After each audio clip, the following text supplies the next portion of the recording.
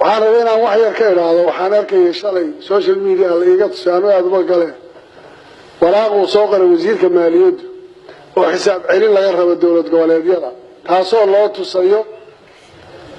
dawladdu xisaabihii kale way soo dhamaysay inay hadda dawlad goboleedyada la xisaabtamayso aad bay u fiicnaan lahayd dawladdu intay wax bixiso inay xisaabtanto waxaana noona rabnaa si official ah oo dawladda u weydiinayna inay through social media noogu soo gudbiso waxa ayna siisay annaguna xisaab celinta waxaan ka samaynaynaa social media wixii ayna siisay waxaan ku bixin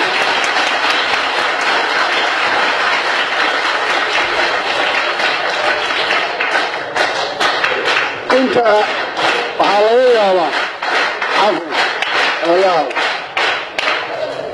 waxaa laga yaabaa dadka inay tuhun galo oo la yidhaahdo war madaxda waxaa loo sheegaya xisaab celinta laga rabaay ilaa waddanka waxaa la maqlayay 50 milyan baa sacuudigu ku daaqay 4 milyan bay bishii qadar keentaa boorso lagu keenaa turkigu isbeesha support buu bixiyaa dawlado kale intan ay ku soo daaqaan midowga yurub lacagahan u bixiyaa waxa faraha badan ee la sheegay in dadku isweydiiyaan oo la niyo odayaashan malaha shiinaha iyo waxay guriga kaga dhistaan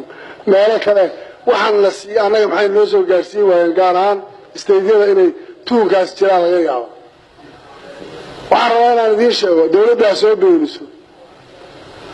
lacag 50 milyan oo sacuudiga laga keenay milyan baa isteediyada laga siiyey waa dhaweynaya 500 baa shirkii baydhabo lagu soo dhigo magacyo kale loo bixinayay isteediyada qaar 150 hooyo ku go'o lagu daba ordaa laga bixiyaa oo aan digaarin qaarkoodna waxba lama siiyaan ha ku soo dareen xataa 100,000 oo markaan shirarka xamar ku tagnay hoteelada iskaga bixiyo la oranayo fadlan wasiirka maaliyadda Jubbaland waxaan ka rabaa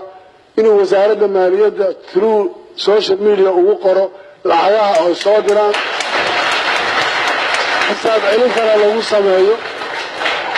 lacagta markaa annaga lagu baxday ee la sheegayo dawladdu ha soo cadayso shacabka Soomaaliyeed waxa xakam loo noqonayo media isaga afayeenkooda amiin caamir hadday rabaan ku darsadeen ciday rabaan u soo dhiibteen markaa ma rabin inaan